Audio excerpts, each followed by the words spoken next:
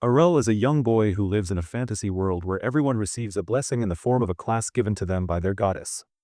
This class decides their path in life and is revealed when they turn 10 years old. Today is Arel's big day, as he just turned 10 and is about to discover his class. His parents and his sister are buzzing with excitement, fantasizing about what kind of legendary class Arel will get, while he himself looks rather uninterested in the entire system. After breakfast, they hurry to the church where a priest stands at the altar, ready to begin the ceremony. He places his hand on each child's forehead to reveal their class. Some kids become blacksmiths, others chefs, and one poor soul probably ends up as an unpaid intern. Arel's sister explains that classes are also influenced by the parents' classes, so since their mother is a sword saint and their father an archmage, Arel is expected to get something incredible. When Arel's turn comes, the entire room murmurs in excitement, whispering about the powerful class this boy must receive. Even the priest looks eager to make it official.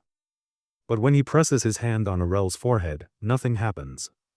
The priest frowns, growing confused, then finally looks down at Arel with pity, and declares that he was born without a class. The crowd gasps. A couple of days pass. Arel's parents try to comfort him, telling him he doesn't need to worry about a job, that he can always stay home forever. Basically, they're already preparing him for a professional basement dweller lifestyle. But Arel isn't discouraged. He tells his family he is not depressed, because he has been training in swordsmanship since childhood. Day in, day out, he honed his skills under his overpowered mother's strict guidance. Sure, a swordsman class would have made the path easier, but even without it, he believes sheer hard work can push him forward. His family is relieved by his determination. Later, while wandering alone, Arel hears commotion at the training grounds. Two boys are sparring with each other. Even though their technique looks clumsy, just being blessed with the swordsman class gives them an edge. They notice Arel watching and mock him, asking why he's there. Arel replies that he came to practice, which makes them laugh. A classless kid daring to train alongside swordsmen, it's like a cat showing up to a dog fight. To flaunt their strength, the boys swing their blades around with reckless confidence. Unimpressed, Arel asks if they want to spar. The boys think he must be joking, but agree anyway. Before they begin, one of them asks if Arel at least has divine protection. Unlike classes, everyone is born with divine protection, a shield-like blessing that protects them from harm, though it can be broken by someone much stronger. Arel nods, but then calmly adds that he doesn't need divine protection to handle brats like them. That arrogance enrages the boy, who charges forward and swings his sword hard. Effortlessly, Arel parries the strike. Shocked, the boy flails wildly, but every attack is blocked and deflected. Desperate, his friend tries to jump Arel from behind, but Arel is too fast and dodges. Compared to his mother, these kids are like toddlers waving sticks. Realizing a 2-on-1 might make it interesting, Arel dashes forward. He smacks one boy on the chin with the pommel of his sword, knocking him out, while the other trips over his fallen partner, and ends up sprawled on the ground. Both boys cry foul, whining about unfairness like spoiled children losing at a board game. Suddenly, a red-haired boy steps into the ring and scolds them, saying if this were a real battlefield, they would already be dead. Arel doesn't recognize him, but the boy clearly knows who Arel is. He walks straight up and challenges him to a duel. He claims that Arel only won against those weaklings because of some innate gift inherited from his mother, the sword saint. But since Arel is classless, he'll never match someone who has both a class and proper training. Finally, the boy introduces himself as the son of Captain Evans, the leader of the village guards. Arel suddenly recalls the captain visiting his mother for help, but the young boy before him looks nothing like the rugged man he had seen back then. The boy complains that Arel's mother is always considered the strongest, despite his father being a skilled swordsman as well. To prove which family is superior, he declares that he will defeat Arel in combat. Both take their positions, and the duel begins. The red-haired boy immediately launches into a fierce assault, aiming to land a decisive strike as quickly as possible. However, Arel, who has trained endlessly with his mother, stands firm with a solid defense. Their movements are swift and sharp, flashing across the training ground as they trade blows, leaving the two other children watching stunned and speechless on the ground. Arel notices that although the red-haired boy is far stronger than the other two troublemakers, his rage is clouding his technique, making him reckless. Waiting for the right moment, Arel attempts to counter, but the red-haired boy anticipates this and unleashes a set of aerial slashes. Arel blocks one, but the second blow strikes his chest, knocking him flat. Caught off guard, Arel demands to know what kind of trick that was, but the boy arrogantly insists it is a special skill, something a classless weakling like Aurel could never master. Days pass since that loss, but instead of discouragement, a burning determination sparks within Aurel. He heads into the forest with his sword, practicing relentlessly on a wooden dummy. After countless attempts, he finally manages to replicate the twin-slash technique that had defeated him. Before he can celebrate, a goblin ambushes him, leaping out of the bushes. Aurel swiftly spins around, unleashing his twin-slash to cut the creature down instantly. Filled with excitement at his progress, his triumph is suddenly interrupted by a thunderous roar echoing from deeper within the forest, sending chills down his spine. Aurel decides to retreat and warn the guards, but then hears the desperate cry of a boy. Realizing someone may be in danger and that reinforcements would arrive too late, he steels himself and ventures deeper into the woods. Moving carefully, he eventually finds an injured boy. It is the same red-haired rival who had defeated him during training. The boy is gravely wounded, bloodied, yet still clutching his sword defiantly against a massive foe, a hobgoblin. Aurel has never seen one in person before, as they rarely approach the village. He hesitates, debating whether to run for help, uncertain if he is strong enough to face such a monster. But if he leaves, the boy will certainly die. Gathering his resolve, Aurel creeps behind the hobgoblin, and just before it can strike the finishing blow, he unleashes a powerful twin slash that cuts the beast down instantly. The rival is shocked not only by the hobgoblin's sudden death, but also by the fact that Aurel executed a move he himself only mastered after years of training and the aid of his class. Aurel hands the boy some holy water to help him recover. Once stable, the boy immediately questions how Aurel pulled off such a feat. Aurel explains calmly that the technique has nothing to do with possessing a class. Anyone with enough speed, strength, and discipline can learn it. After his defeat, Aurel had studied the move carefully, breaking it down to its fundamentals, and through tireless repetition, he mastered it to the point of being able to adjust it however he pleases. Unwilling to accept this, the captain's son challenges Aurel to another fight, which Aurel agrees to. They clash, both unleashing their signature attacks simultaneously. To the boy's astonishment, Aurel not only blocks his slash but adds a third strike, knocking him flat. Furious and humiliated, the boy glares, but Aurel calmly states that he is not bound by any rigid skill with set limits. His only restriction is his own strength and talent, meaning he can add as many strikes as his body allows. The boy rises again, pushing for another round, but once more is overwhelmed by Aurel's technique. This time, the third slash lands harder, dropping him to the ground. Claiming victory, Aurel walks away.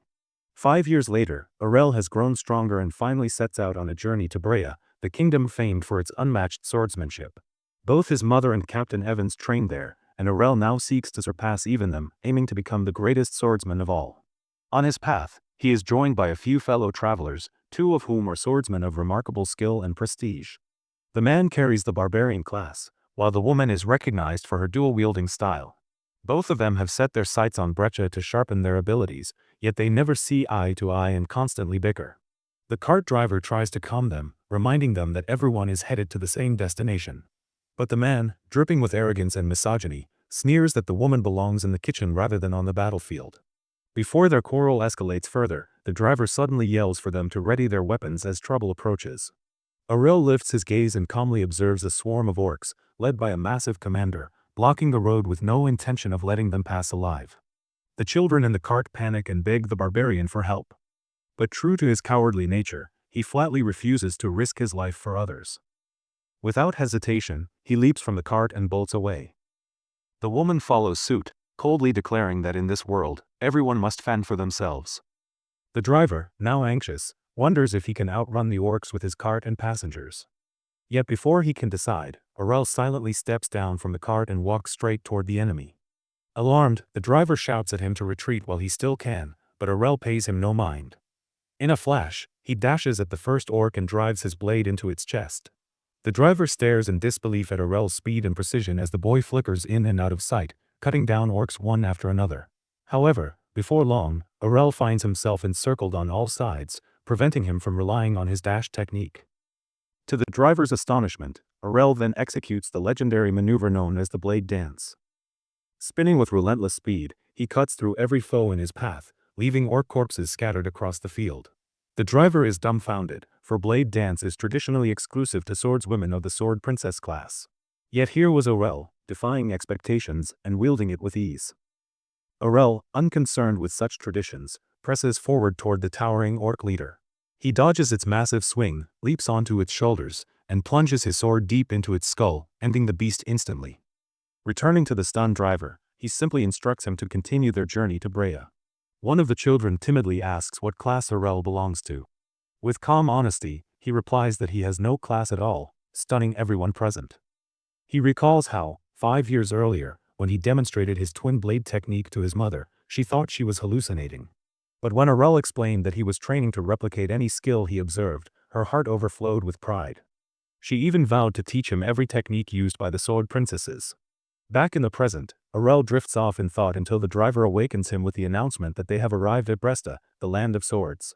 Stepping down from the cart, Arel takes in the sight of the bustling city center, filled with warriors carrying swords at their sides. He turns to the driver and asks whether he is an advanced swordsman. The man chuckles at first, claiming he is nothing more than a cart driver. But Arel, sharp-eyed, points out that only a skilled swordsman could have recognized the techniques he had used in combat. Reluctantly, the driver admits he once belonged to the Holy Knights class, a highly respected rank. But years of endless battles left him weary, and so he chose a quieter life under the guise of a simple driver.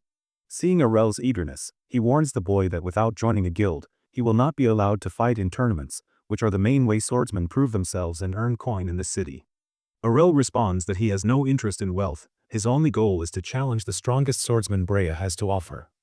The driver advises him to be cautious of the predatory corporate guilds, which drain the spirit of their members, before taking his leave. Alone now, Arel makes his way deeper into the lively streets. All around him, guild recruiters shout their names, entice potential recruits, and line up hopeful swordsmen eager for a chance at joining prestigious groups. In the crowd, he bumps into a blonde lily who immediately clings to him like a shadow. She introduces herself as a member of a well-known guild, and insists that he should join. Arel grows suspicious of her overeagerness and refuses. Undeterred, she continues pestering him, circling back again and again with desperate pleas. But Arel, unwilling to bend, keeps rejecting her advances. Finally, he asks which guild in the city is the strongest.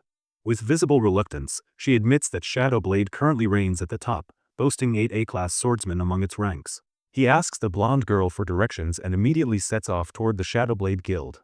On the way, a guard halts him and directs him to the reception area for the entrance test.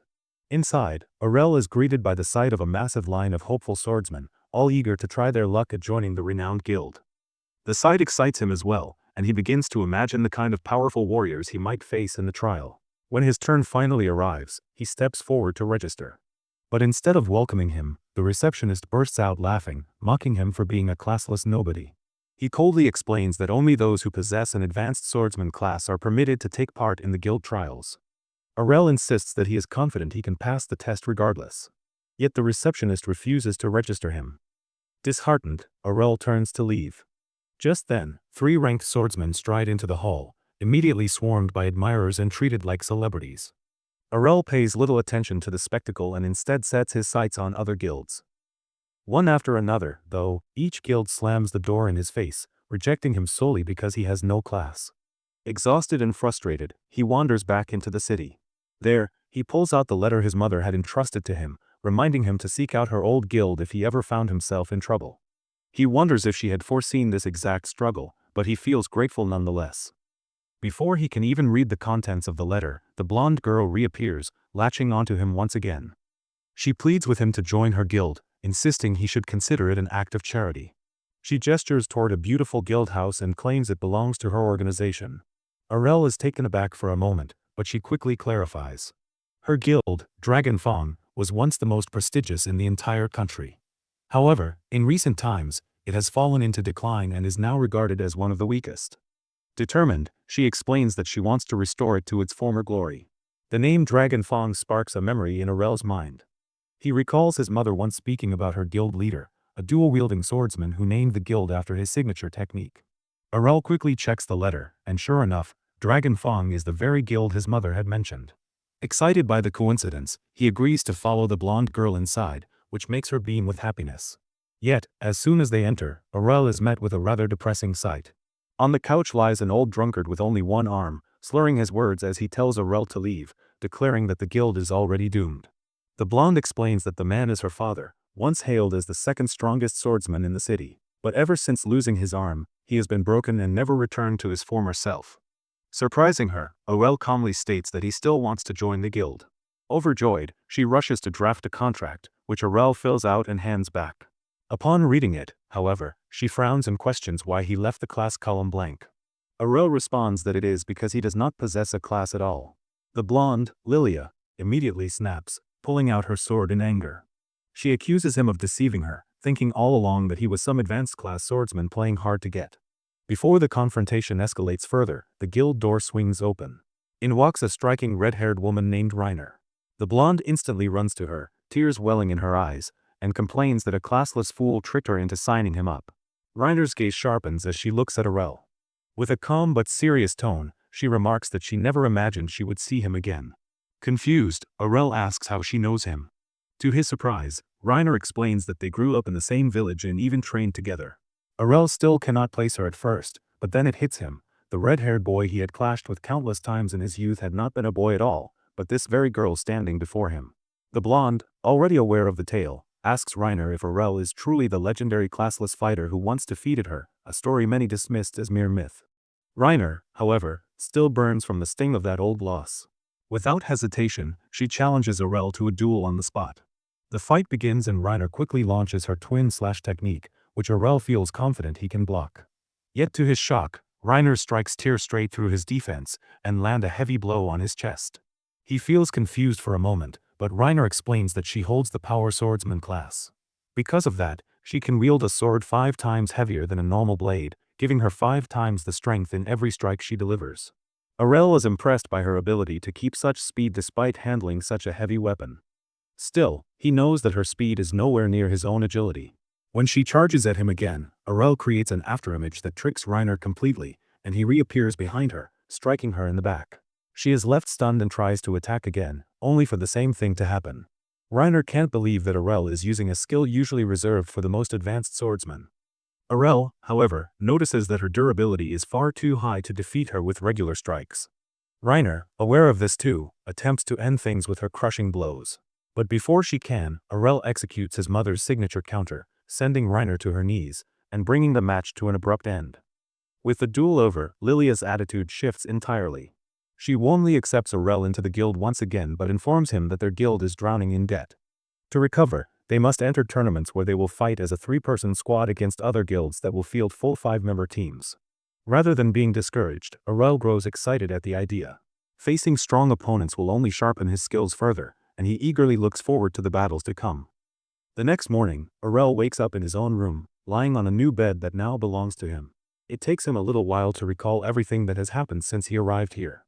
He now belongs to the same legendary guild that his mother once worked with, which is a huge accomplishment for him. Determined not to let her down, he vows to make this guild great again. After freshening up, he walks into the living room where Lilia and Reiner are already awake, chatting by the fire about the upcoming tournaments.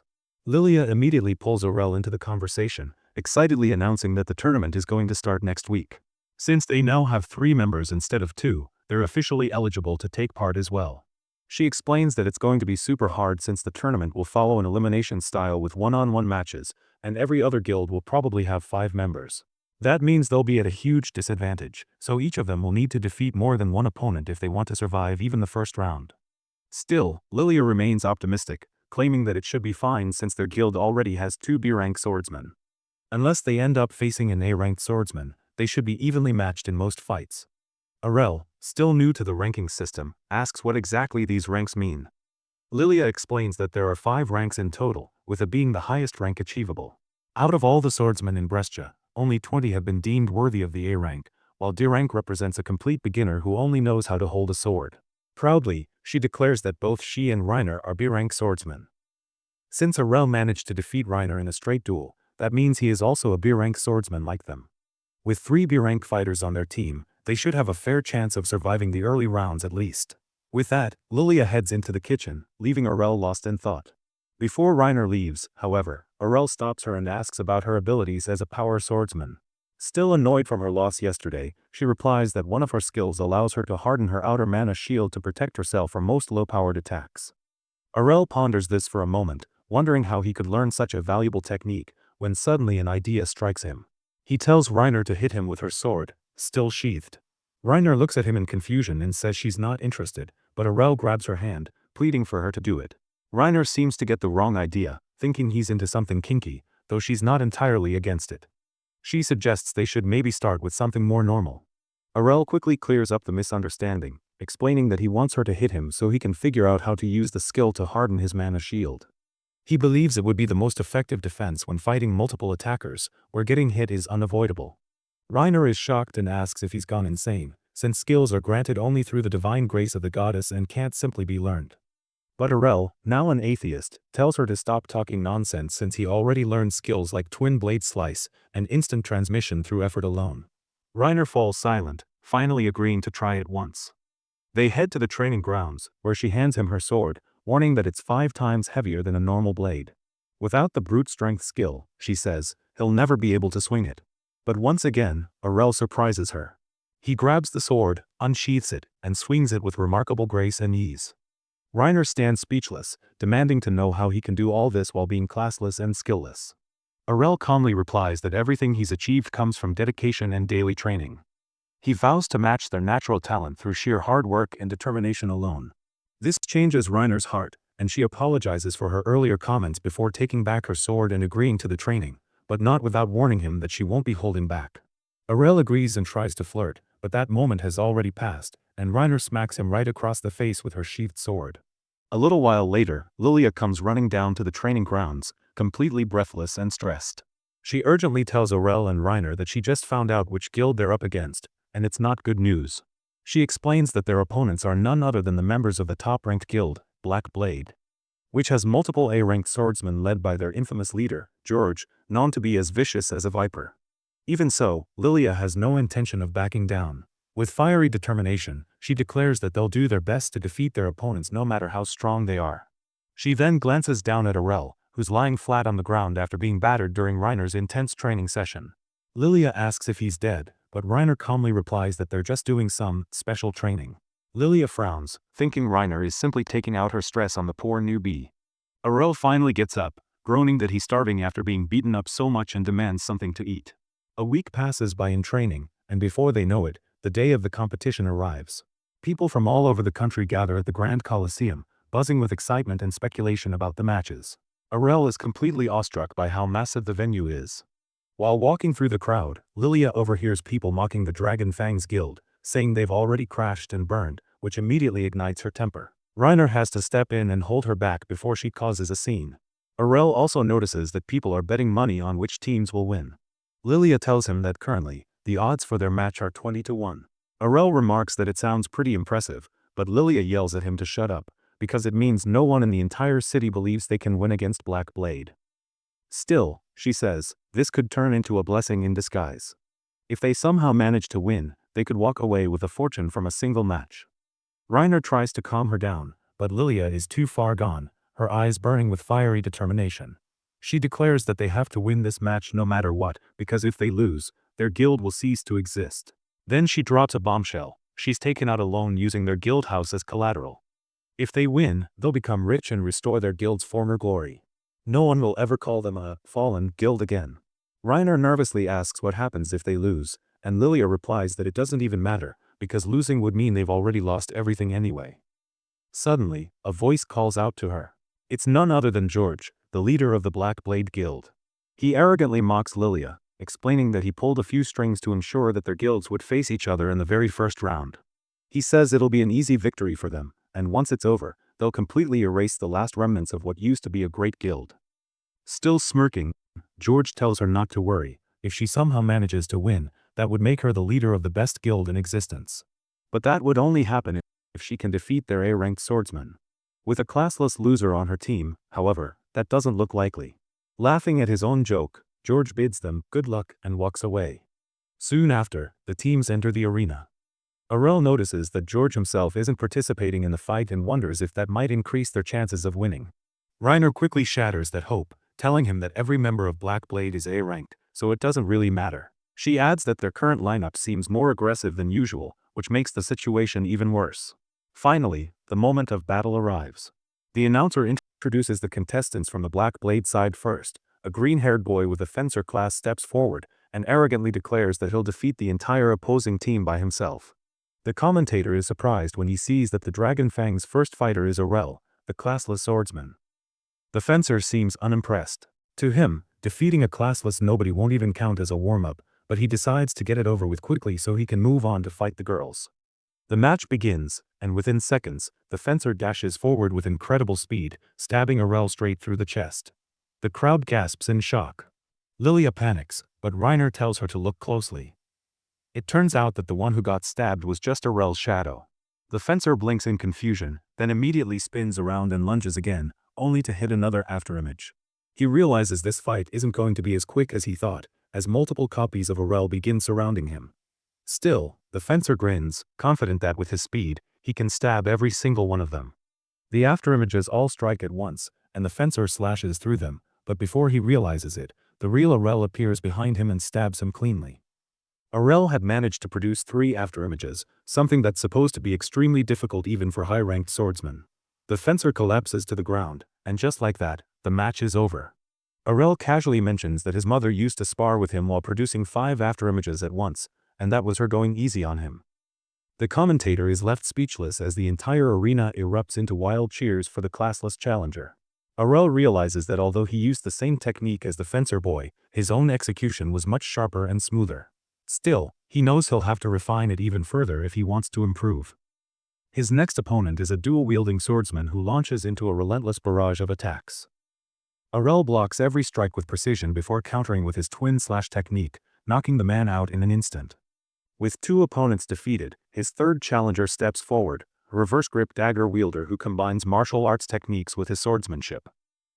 Despite his agility, it's no use. The classless fighter uses his afterimages to confuse the man before landing a clean strike from behind, taking him down effortlessly. Reiner and Lilia stare in disbelief, stunned that Aurel has just defeated 3 A-ranked swordsmen in record time without even breaking a sweat. Their hopelessness turns to excitement. Suddenly, winning doesn't feel impossible anymore. The next round proves to be tougher.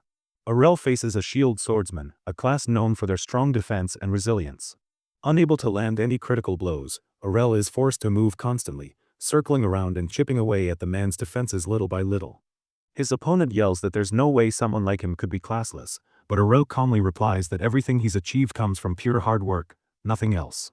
The brute laughs, saying that hard work means nothing against natural talent, and charges forward using his shield bash skill. But Aurel stays calm and activates one of his mother's signature techniques, foresight.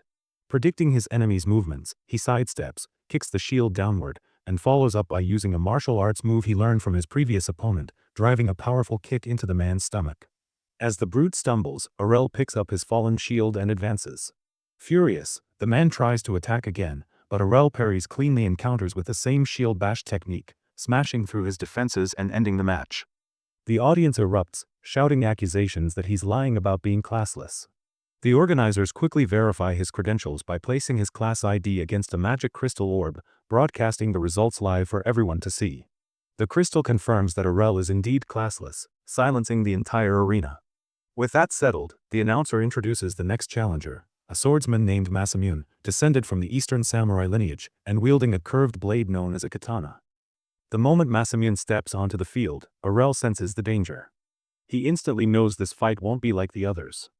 Masamune's calm stance tells him everything. He's waiting to strike with his ultimate skill. Curious, Aurel steps forward, deliberately putting himself within striking distance. The instant he crosses into range, Masamune draws his sword in a flash, striking with lightning speed, but Aurel vanishes before the blade can touch him.